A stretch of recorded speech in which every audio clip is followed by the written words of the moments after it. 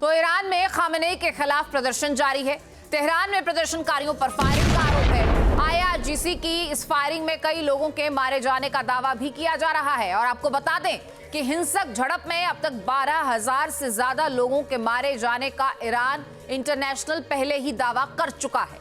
वहीं एक ईरानी अधिकारी का तो दावा यह भी है कि अब तक 5,000 लोग मारे जा चुके हैं, इसमें से 500 सुरक्षा कर्मी हैं।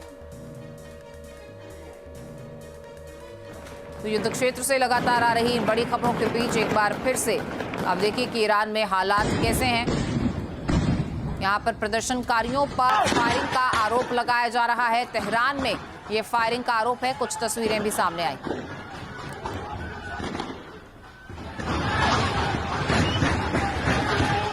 अब देखिए ईरान पर हमले को लेकर अमेरिका और इजराइल नई रणनीति बना रहे हैं। खामेनेई को सत्ता से बेदखल किया जाए, इसे लेकर हर मोर्चे पर काम हो रहा है।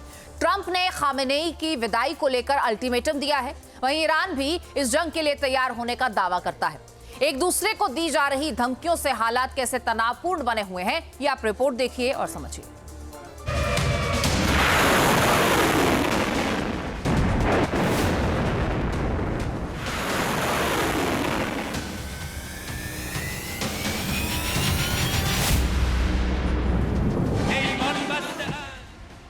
ईरान की घेराबंदी के लिए ट्रंप का नया प्लान। कुछ दिन की खामोशी के बाद मिडिल ईस्ट में मचेगा कोहराम।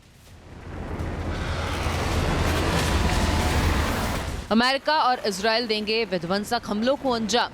खामेनेई की सत्ता का खात्मा करने के लिए पूरी रणनीति के साथ काम। बगावत की आग में झुलस रहे ईरान की बर्बादी के लिए अमेरिका अब नई रणनीति पर काम कर रहा है। ईरान को कैसे दहलाया जाए, इसे लेकर समंदर से आसमान तक घेराबंदी की जा रही है।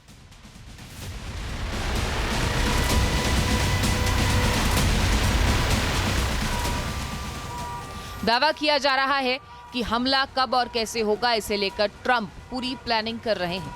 इसका संकेत इस बात से भी मिलता है क्योंकि ट्रंप ने खामेनेई शासन के खात्मे का ऐलान एक बार फिर कर दिया है। ट्रंप ने कहा,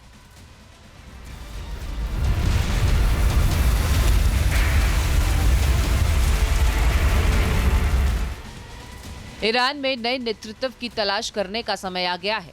एक नेता के तौर पर खामेनेई फेल हैं। एक चीज जिसके खामेनेई दोषी हैं वो है देश का पूरी तरह से विनाश और हिंसा का ऐसा इस्तेमाल जो पहले कभी देखा नहीं गया।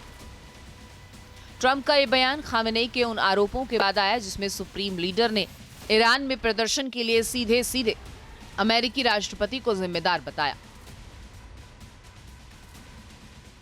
खामेनेई के इन तेवरों और धमकी के बाद ही ट्रंप ने उनकी सत्ता को उखाड़ फेंकने का अल्टीमेटम दिया। मतलब साफ है कि ईरान में रिजीम चेंज को लेकर अमेरिका का रुख साफ है, लेकिन ये कैसे होगा, इसे लेकर तैयारियां जारी हैं। तो अमेरिका 3 मोर्चों पर काम कर रहा है। इसके तहत मिडिल ईस्ट में अपनी सैन्य क्षमता को बढ़ा रहा है। ईरान में सत्ता के खिलाफ बगावत कर रहे प्रदर्शनकारियों को समर्थन दे रहा है। खामेनेई के बदले एक ऐसे मजबूत राजनीतिक विकल्प की तलाश जारी है जिस पर जनता भरोसा कर सके। माना जा रहा है अपनी रणनीति को अमली जामा पहनाने के लिए अमेरिका थोड़ा वक्त ले रहा है। यानी ईरान में फिलहाल तूफान से पहले की शांति है जो कभी भी बारूदी विस्फोट में बदल सकती है। इसके लिए अमेरिका का एक्शन प्लान दिखने लगा है। यूएसएस अब्राहम लिंकन को मिडिल ईस्ट की ओर शिफ्ट किया गया है। साथ ही यूएसएस गेराल्ड आर फोर्ड को भी ईरान के नजदीक लाए जाने की खबर है।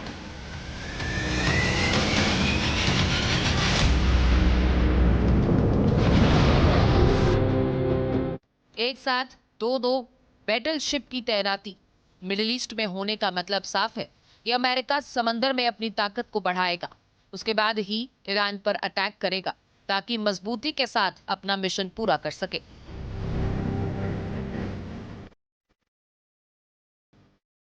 नेवी के अलावा 1 दर्जन से ज्यादा कार्गो जेट भी मिडिल ईस्ट की तरफ बढ़ रहे हैं। ये शायद सप्लाई चेन को बनाए रखने के लिए किया जा रहा है। ऐसे भी संकेत मिले हैं कि इस इलाके में यूरोपियन मिलिट्री एयरक्राफ्ट की संख्या बढ़ रही है। KC-135 फ्यूल टैंकर पहले ही मिडिल ईस्ट में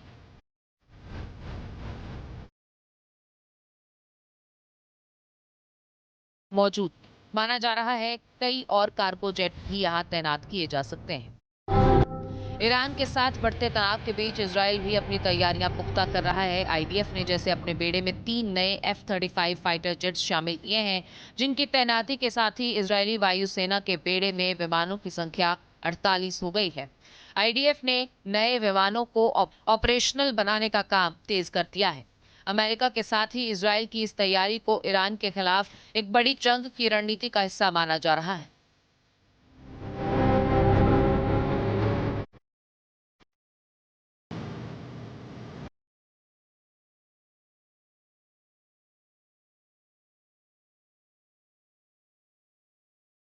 युद्ध की आहट के बीच ईरान के राष्ट्रपति मसूद पेजेश्कियान ने भी देश के सर्वोच्च नेता आयतुल्लाह खामेनेई पर किसी भी हमले को लेकर कड़ी चेतावनी दी और कहा, अगर खामेनेई पर हमला हुआ तो इसे ईरानी राष्ट्र के खिलाफ फुल स्केल वॉर माना जाएगा।